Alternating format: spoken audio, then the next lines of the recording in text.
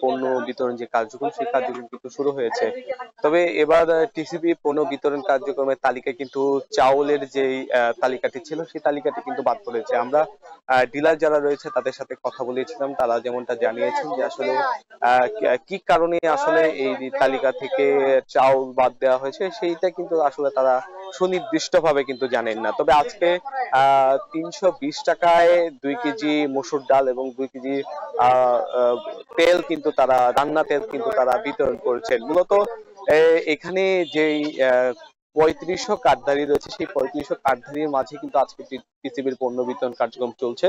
মূলত আপনি যে কথাটি বললেন যে আসলে রাজধানীতে কার্ড ছাড়াও যে পণ্য বিতরণ হচ্ছে, এখানে মূলত যে কার্ডধারী রয়েছে সেই কার্ডধারীদের পণ্য বিতরণ কার্যক্রম শেষ হওয়ার পরে পরবর্তীতে যেই পণ্যগুলো আসলে এখানে রয়ে যাচ্ছে সেই পণ্যগুলোই কিন্তু কার্ডধারীর বাহিরে কিন্তু এখানে তারা বিক্রির একটি উদ্যোগ নিয়েছেন। বলা যায় যে আসলে প্রশাসনের পক্ষ থেকে অবশিষ্ট যে মালামালগুলো রয়েছে সেই অবশিষ্ট মালামালগুলো তারা ফিরিয়ে না নিয়ে কিন্তু যারা গ্রাহক রয়েছেন তাই গ্রাহকদের মাঝে কিন্তু বিক্রির একটি উদ্যোগ নিয়েছেন। আমি একটি জিনিসই বলে রাখি যে আসলে নেত্রকোনায় ১,৭০,৪৩৭ জন কিন্তু মোট কার্ডধারী রয়েছে। এই কার্ডধারী এর মধ্যে ৫টি পৌরসভা এবং প্রায় ৮৬টি ইউনিয়ন রয়েছে। এই 5টি পৌরসভার মধ্যে কিন্তু ইতিমধ্যে যে ডিজিটাল কার্ড রয়েছে সেই ডিজিটাল কার্ডধারীর কিন্তু কার্যক্রম শুরু হয়ে গেছে। ইতিমধ্যে কিন্তু এই স্মার্ট কার্ড তৈরির যে একটি প্রক্রিয়া সেই স্মার্ট কার্ড তৈরির প্রক্রিয়া কিন্তু ইতিমধ্যে শুরু হয়ে গেছে।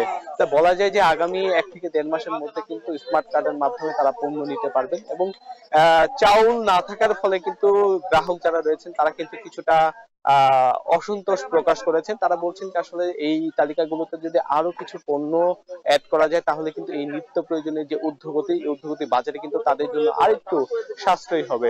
তো এই ছিল আমার কাছে সর্বশেষ। বিশ্বের সবচেয়ে মজবুত আরএফএল ল্যাডার।